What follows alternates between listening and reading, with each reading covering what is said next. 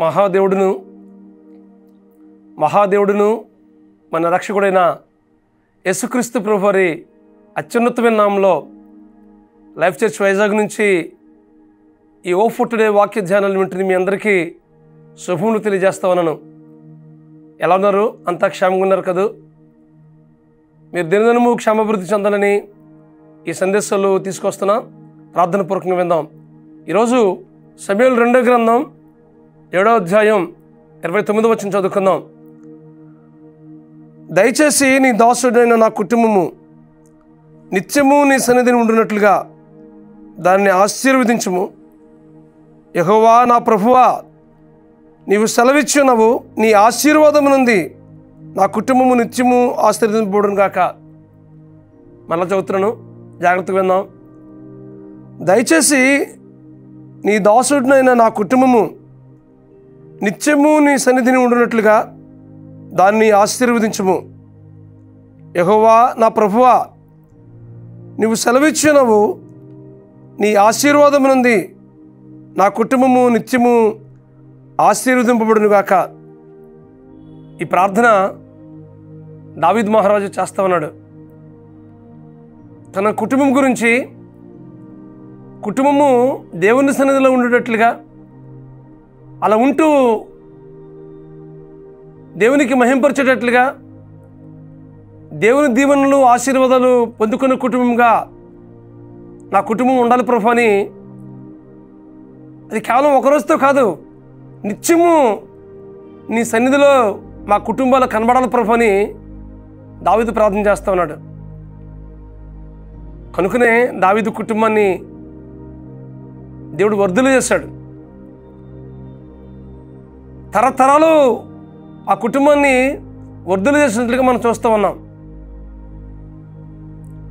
కాబట్టి మన కుటుంబాల్లో దేవుని సన్నిధి, దేవుని ప్రసన్నత నిత్యము అనుభవించే కుటుంబాలుగా మన కుటుంబాలు ఉన్నప్పుడు దేవుడు మన కుటుంబాల ద్వారా దేవుడు మహింపరచబడతాడు. అంత మాత్రమే కాదు, కానీ మన కుటుంబాలు ఎలా కనిపిస్తాయి అంటే పరలోకానికి ప్రతిబింబమైన కుటుంబాలుగా కనిపిస్తాయి. అందుకోసమే 118వ కీర్తన 15వ వచనంలో దేవుని వాక్యం మాట్లాడుతుంది, నీతిమంతుని గుడారాల నుంచి రక్షణ గురించి ఉత్సాహసునాదాన్ని వినబడింది. దేవుని వాక్యం మాట్లాడుతుంది. మన గుడారాల నుంచి, మన గృహాల నుంచి దేవుని సన్నిధికి రక్షణ సునాదాలు వినబడాలి. అలా వినబడేటప్పుడు ఆ కుటుంబాలు ఎలా ఉంటాయంటే పరలోకానికి ప్రతిబింబమైన కుటుంబాలుగా ఉంటాయి. ఆ కుటుంబానికి వచ్చిన ప్రతి ఒక్కరూ దీవించబడి ఆశీర్వదించబడి వెళ్తారు. కాబట్టి మన కుటుంబాలు నిత్యము దేవుని సన్నిధిని అనుభవించి దేవునితో అవినాభావ సంబంధం కలిగినట్లుగా మన కుటుంబాలు కట్టుకున్నప్పుడు మన కుటుంబాల ద్వారా దేవుడు మహింపరచబడతాడు. మన కుటుంబాల్లో ప్రేమ, ఐక్యత, సమాధానం, సంతోషం ఎప్పుడు ఉంటుంది.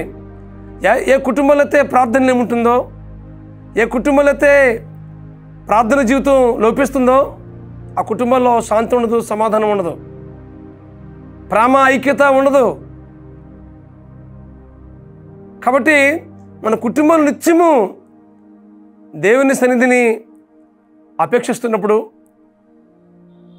నిత్యము ప్రార్థన జీవితం కలిగి ఉన్నప్పుడు, ఆయన సన్నిధిని అనుభవిస్తున్నప్పుడు పరలోకానికి ప్రతిబింబమైన కుటుంబాలుగా ఉంటాయి. యోబు తన కుటుంబం కోసం ప్రార్థన చేస్తా ఉన్నాడు. అరుణోదయం లేచి ఒక్కొక్కరిని గురించి, కుటుంబంలో ఒక్కొక్కరిని గురించి దానబలి అర్పిస్తూ, దేవుని వీరు దూషిస్తారేమో, వీరు పాపం చేస్తారేమో అని గ్రహించి అరుణోదయం లేచి వారి కొరకు ప్రార్థన చేస్తున్నట్లుగా దేవుని వాక్యాలు మనం చూస్తూ ఉన్నాం. ఎంత గొప్ప ప్రార్థన జీవితం యోబు జీవితం. కనుకున్న కుటుంబాన్ని బహుగా దీవించాడు యోబు కుటుంబాన్ని దేవుడు.